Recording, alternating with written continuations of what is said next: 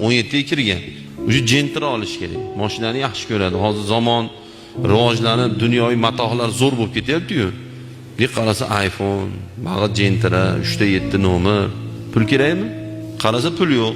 Yaxshi tomdan sakrab, ko'ti bilan bur tushirdi, miyadan alp ham chiqmadi. Ilm o'qimagan. Ketdim deydi. Shun bilan 14 yil yo'q yigit. Safarga chiqib ketdi. O'sha Gentrani olaman deb, o'sha iPhone'ni olaman deb. Ko'ryapsizmi? Bizni yutqizishimiz sekin minus olib ketib qolyapti. Yutqizishimiz nimada bo'lyapti? Bolalarimizni yosh avlodni o'qimasligida. Bugun yosh avlodni telefon, internet yeyapti hayotini.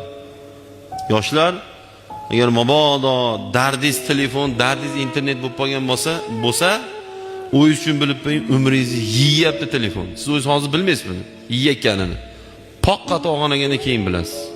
20 dan keyin o'tasiz, uylanish kerak, xotin, uni paltosi, uni dorisi, uy joy, ha? Ana o'shanda bilasiz. Ana o'shandagi pushmon endi po'zna bo'ladi.